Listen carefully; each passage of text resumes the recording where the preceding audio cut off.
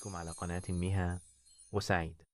اليوم سنأخذكم في مغامرة رائعة مليئة بالمرح والسحر والمفاجآت. هل أنتم مستعدون؟ هيا بنا. سحر بسكلفة في الزاوية الغابوية في أبريل. عندما يكتمل الربيع، ازدهرت الأزواج وظهرت الشمس بشكل متزايد من خلف الغيوم في بلدة صغيرة في السويد. حل آخر يوم دراسي في المدرسة والروضة قبل عطلة بوسلوف المنتظرة، العطلة الربيعية والكنوك، مع عطلة نهاية الأسبوع. قال سعيد ومها كانا متحمسين لأن مغامرة كانت تنتظرهما بعد المدرسة ورياض الأطفال. أمي، أبي، انتهت المدرسة، قال سعيد بابتسامة عريضة عندما خرج من المدرسة. لا أطيق الانتظار لعيد الفصح. أعلم سعيد، أنا أيضا متشوقة. وماها، هل أنت مستعدة للمغامرة؟ سألت كارولينا وهي تنظر إلى ابنتها. نعم أمي، سنقوم بجمع التوت، أجابت ماها جزء من الفرح. كان الطقس في ذلك اليوم استثنائيا، نسيم دافئ يلامس الوجوه، والسماء زرقاء مع بعض الغيوم البيضاء. ظهرت الطيور في السماء تغني أغاني الفرح. الكل في شعر الأطفال في الروضة، وكأن الربيع بدأ يستيقظ أمام أعينهم. بعد انتهاء الدروس، أخذ كارولينا وصبحي سعيدا ثم مها من الروضة في رحلة رائعة إلى لاسو. سافروا معا بين الأشجار التي بدأت تتفتح خضرة ببطء بعد انقضاء فصل الشتاء. كان في الهواء رائحة البراعم الطازجة والأرض الرطبة. انظري يا أمي، كم هو جميل، قال مشيرا إلى أوراق جديدة على الأشجار. إنها الربيع، قال. الطبيعة تستيقظ للحياة، أجابت كارولينا بابتسامة. في الغابة بعد لحظة من المشي توقف قال ومها فجأة مندهشين. إيني، لاحظوا بين الأشجار أمن من الضباء مع صغيرها الذين كانا يعبران بحذر عبر فسحة غابية. كان صغير الضبي مليئا بالسحر، بعينين كبيرتين وفرو ناعم، وكانت أمه تسير بهدوء بجانبه حافظا لسلامتها.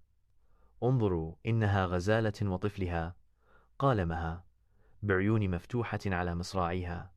أليس هذا رائعا؟ واو، لم أرى غزالة من قبل من هذه المسافة القريبة، أضاف سعيد وهو يمسك بيد مها. يجب أن نكون هادئين حتى لا نخيفهم، اقترح صبحي وهو يهمس. لسوء الحظ، قبل أن يتمكنوا من النظر عن كثب، اختفت أم الغزال مع صغيرها. لقد سارت في غابة الأشجار كما لو كانت تعرف أنها يجب أن تعود إلى مخبأها الآمن. هذا اللقاء القصير لكنه المذهل، ترك الأطفال بأعين مفتوحة على مصراعيها وقلوبهم تنبض بسرعة أكبر ما أدوسي وإكسيتاسيون. أتمنى لو استطعنا رؤيتهما مرة أخرى، قالت مها تنظر بحنين نحو الغابة. ربما في المرة القادمة، أجابت كارولينا ممسكة يد مها. كانت تلك لحظة سحرية حقا. بعد ذلك، أثناء سيرهم، لاحظ سعيد ومها شجيرات توت. التوت، كانت التوت لا تزال خضراء، لكن الأطفال لم يستطيعوا الانتظار حتى تنضج لقطفها.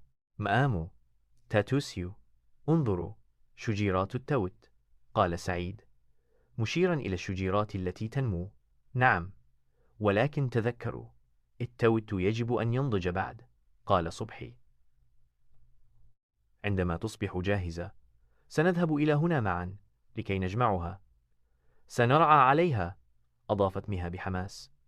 سيكون لدينا ألذك عكات التوت، ابتسمت كارولينا وصبحي ينظران إلى الأطفال. أعد بأن أفعل فطائري الرائعة بالتوت عندما تنضج التوت، قالت كارولينا. ولكن ربما نصنع أيضا كمبوت التوت، سأل سعيد وهو يحلم بالحلويات التي يمكنهم تحضيرها. بوينت. أنا يوم الغابة كانت مليئة بالسحر. اليوم الأخير من المدرسة ورياض الأطفال مليء بالمفاجآت. انتهى بعودة سعيدة إلى المنزل، حيث كانت تنتظرهم سلسلة طويلة من المغامرات، ليس فقط في الغابة، ولكن أيضا خلال عطلة عيد الفصح. كان لدى عائلة بيسكوف أيضا خطط لزيارة المكتبة، حيث ستقضي العائلة بأكملها وقتا في الحرف اليدوية الإبداعية.